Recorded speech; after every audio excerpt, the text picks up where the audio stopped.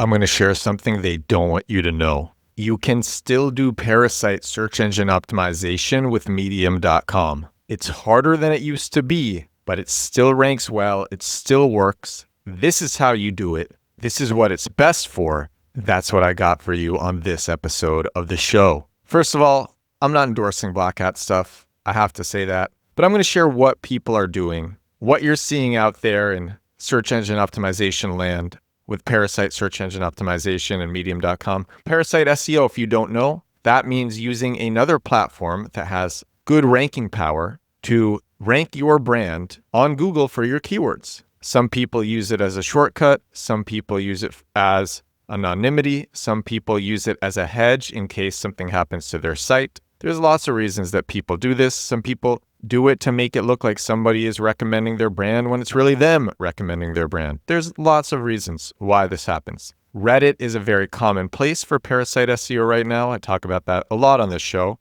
as is Quora. But what people don't talk about that much anymore, which used to be talked about more, is medium.com. Medium.com is a place to publish long articles or short articles, whatever you want. You create a publisher account and you start writing. So here's the thing. The most organic traffic that medium.com was getting, at its peak, it was getting 90 million clicks a month from Google search, and that was in November of 2020. And then, and a lot of SEOs were on medium.com using it to rank for their keywords. They get their brand mentioned for their keywords, recommended for their keywords. And then all the way in May 2023, it went way down. And the traffic went from 90 million a month to 20 million a month. But you know what? As of September, it was at 67 million a month. Now it's at 45 million a month. So it's about half of what it was. However, and this is what's really crazy, it's ranking for more keywords now than it was back in November 2020. It is ranking for more keywords now than it was at its peak. Medium.com is an excellent place to rank for keywords, but you got to do it a bit differently. So if you want to rank for keywords on medium.com, how are you going to do it? What are you going to do? Here's what you're going to do. I'm going to tell you what you're going to do. I'm not going to recommend any of this, but I'm just saying this is what people are doing. That's what I'm saying. This is what people are doing. Number one, age an account. Open an account now and start writing. Put out maybe an article a week or 2 articles a week, and they don't have to be long. I would say don't write them with AI. You can literally write them yourself in 10 minutes each. Just write stream of consciousness about something in your niche. Then you can use AI to generate the heading photo. Google doesn't really care as much when you use AI to generate photos unless you're using AI to generate photos of something that's supposed to look real in the context of what you're writing. So if you were showing, for example, a product that you provide and you use AI to generate a perfect product and in real life your product doesn't look anything like that, that's not good. But if you're just using AI to make an engaging heading image, that's totally fine. So spend 10 minutes just stream of consciousness writing at least an article a week. Put up a heading image, maybe put up one supporting image within the body text. If you want, you can write reviews of products in your niche, and you don't even have to know the products very well. And you're not trying to rank for these products. You just want to have a history of writing because that makes your account more trusted. That's what people are doing, at least. You know,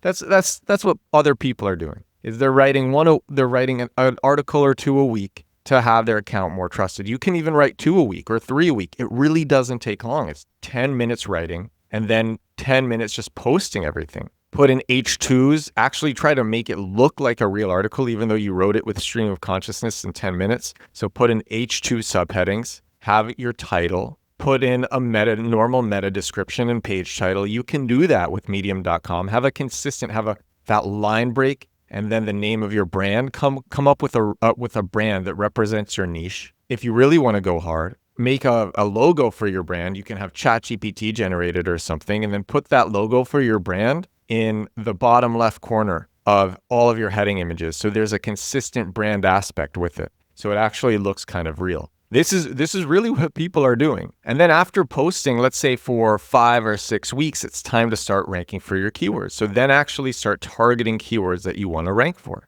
And it's the same as with any other SEO. Take your keyword, put it at the beginning of your page title, the beginning of your meta description, put it in your H1, put it at the beginning of your first sentence, and then Medium will naturally make it your URL slug. Medium makes whatever the title of your article is the URL slug. So your keyword is in all the critical places, and then write your content. And that's how you do it. And then if you actually write something that's good and satisfies search intent, there's a good chance it's going to perform well. So that's what's happening. But how are people actually using this? A very common thing that people are doing with Medium is they're using it to write reviews of their brand. So they're creating these accounts, and then they're writing really thorough reviews that address every aspect for their brand that somebody might search for. So maybe they have a high-priced camera, and something that people will Google is, are these cameras any good? And so they'll write an article titled,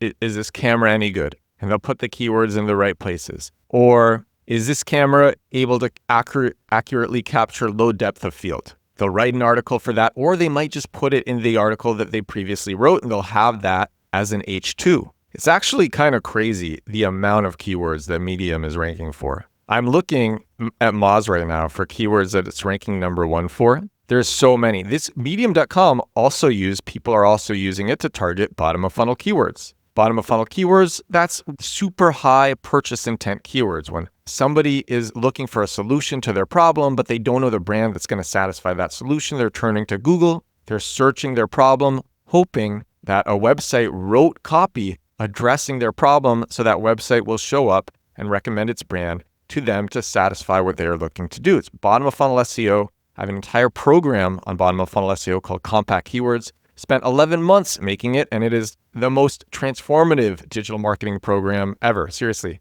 compactkeywords.com. People are using Medium to rank for these bottom-of-funnel keywords too. They're doing them with these anonymous brands because people really do create publishing brands on Medium. So they're creating their own publishing brand. It's an anonymous publishing brand. And all of the posts that's not targeting keywords, they don't spend a lot of time on. The ones that are actually targeting keywords, they'll put a lot more effort into. And those articles will typically rank really well. Medium.com ranks for 290,000 keywords in positions 1 through 3. It ranks for a total of 5.3 million keywords, 290,000 keywords in position 1 through 3, and 900,000 keywords in positions 4 through 10. It has a domain authority of 95 out of 100. And actually, in a lot of ways, it's easier to do Parasite SEO on Medium.com than it is on Reddit, because on Reddit, the mods will flag a lot.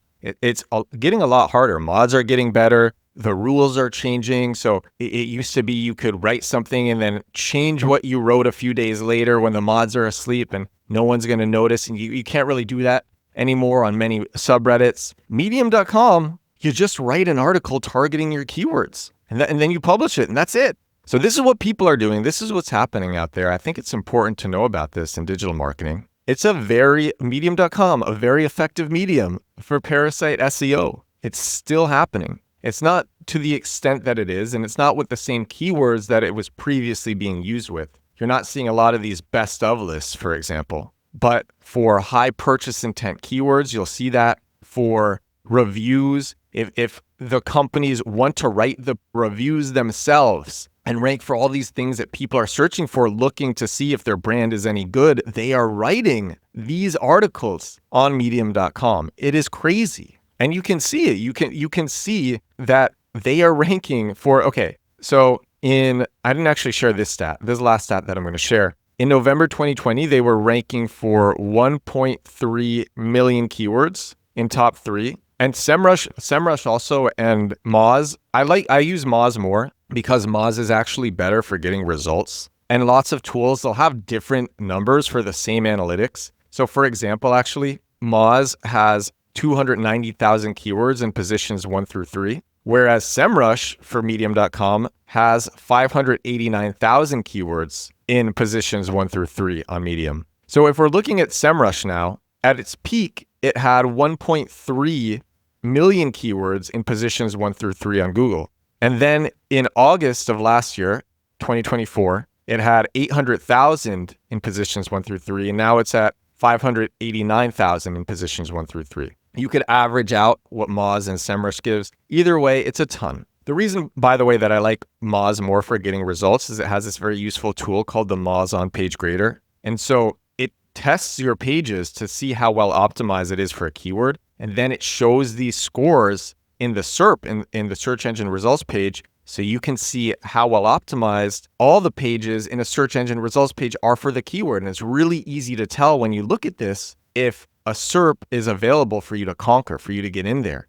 or if it's actually really competitive. What you don't want to see is you don't want to see a lot of sites going after the same keyword with super precise targeting. And Moz, the SERP analysis tool, will show that. There's no other search engine optimization tool that I know of that will do this. It is incredibly valuable. I recommend it so much.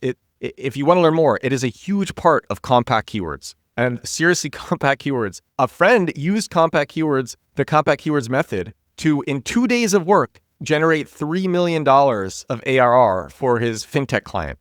Like, it is that crazy. His testimonial, you can look into who he is. His testimonial is at the top of the compact keywords landing page. But either way, both Moz and both SEMrush say that Medium is getting crazy rankings. And I meet lots of people who are using it to rank for keywords, and that is what they are doing, and that is how they are doing it. So that's what I got for you on this episode of the show. This is episode 557 of my daily digital marketing podcast. Do this thing every day, 557 days in a row. Hope you got some value from this one. Medium.com, people are going crazy. If I'm to sum it up, it's write 1 to 2 posts a week, spend 20 minutes total, 10 minutes writing, another 10 minutes posting on each. Do it for a few months, then start targeting keywords. Put your keyword in the normal places, page title, meta description, URL, H1, beginning of the first sentence, and then you're Gucci. Thank you so much for watching. Thank you so much for listening. I'm going to talk to you again tomorrow. Bye now.